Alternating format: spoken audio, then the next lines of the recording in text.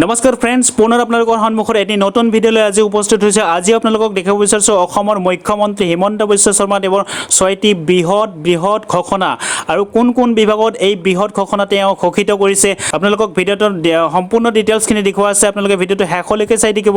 যদি আপোনালোকে ভিডিঅ'টো ভাল পায় এটি লাইক কৰি দিব, কমেণ্ট কৰি পেলাই নিশ্চয় জনাই দিব আপোনালোকৰ ভিডিঅ'টো কেনেকুৱা লাগিছে আৰু আপোনালোকৰ বন্ধুসকলক শ্বেয়াৰ কৰি দিব ভিডিঅ'টো যিমান পাৰে।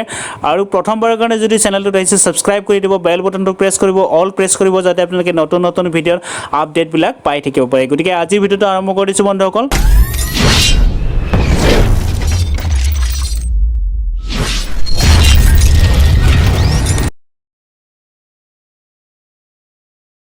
অতি শীঘ্ৰে 1 লাখ নিবনুৱা যুৱক যুৱতীক চাকৰি দিয়াৰ কথা তেওঁ উল্লেখ কৰিছে আৰু 30,000 অকল অসম পুলিচতে নিযুক্তি দিয়াৰ কথাও তেওঁ উল্লেখ কৰিছে। আৰু নৱেম্বৰৰ পৰা মাইক্ৰ' ফাইনেন্সৰ ঋণ মুক্ত প্ৰক্ৰিয়া আৰম্ভ হ'ব আৰু যিসকল বৃদ্ধ পেঞ্চন পোৱা নাই এতিয়ালৈকে তেখেতসকলে প্ৰতি মাহৰ 10 তাৰিখৰ ভিতৰত বৃদ্ধ পেঞ্চন টকা লাভ কৰিব পাৰিব।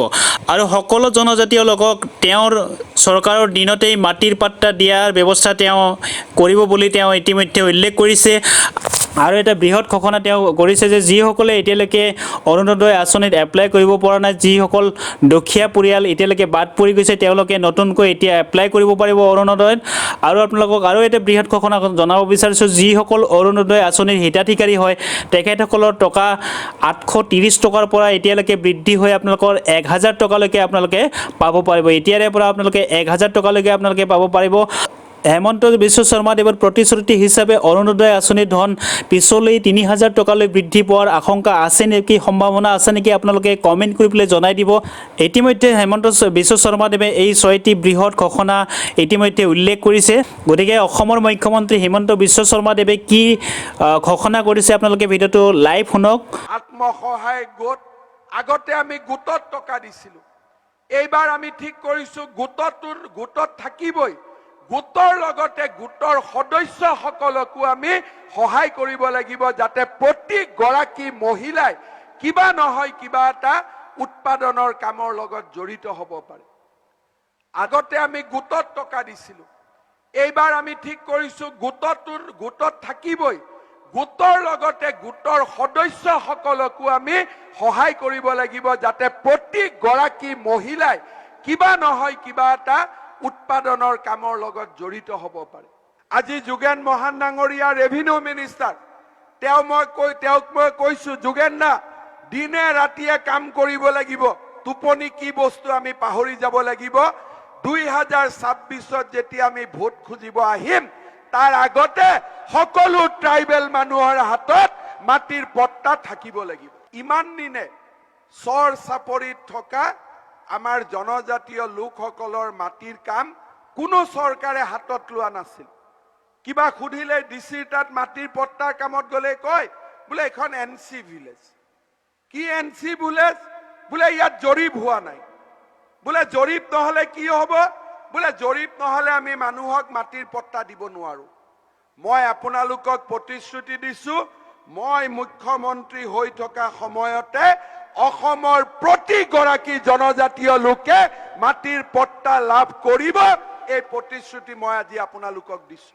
আমাৰ চৰকাৰে 1 লাখ ল'ৰা ছোৱালীক চৰকাৰী চাকৰি দিব, তাৰে 25,000 ল'ৰা ছোৱালী খালি পুলিচতে সোমাব পাৰিব। মই সকলোকে কৈছোঁ চাকৰি দিম, কিন্তু চাকৰিৰ লগত ST SC ৰিজাৰ্ভেশ্যন কমপ্লিট মানি দিব লাগিব। আমি তেওঁলোকৰ কোটা তেওঁলোকক আমি দিব লাগিব। শ্ৰদ্ধাৰ ৰাইজ, এই যে 1 লাখ চৰকাৰী চাকৰি হ'ব, তাতে কোনেও যাতে 1 টকাও ঘোষ দিব নালাগে তাৰ বাবেও আমি ব্যৱস্থা হাতত ল'ম। 1 টকাও খৰচ নকৰাকৈ আমাৰ নিবনুৱা ল'ৰা ছোৱালীয়ে 1 লাখ ল'ৰা ছোৱালীয়ে চৰকাৰী চাকৰি পাব। যিবিলাক আই মাতৃৰ বন্ধন বেংকৰ মাইক্ৰ' ফাইনেন্সৰ লোন আছিল, অহা মাহৰ পৰা সেই ঋণ মুক্ত কৰাৰ কাম আৰম্ভ হ'ব। চৰকাৰৰ 1 বছৰ নহওঁতেই যি আমি প্ৰতিশ্ৰুতি দিছিলোঁ সেই প্ৰতিশ্ৰুতি আমি পূৰণ কৰিম। আজি আমি অৰুণোদয় আঁচনি আনিছিলোঁ, মাহত 830 টকা, এতিয়া এই আঁচনি আমি 1000 টকালৈকে বঢ়াইছোঁ।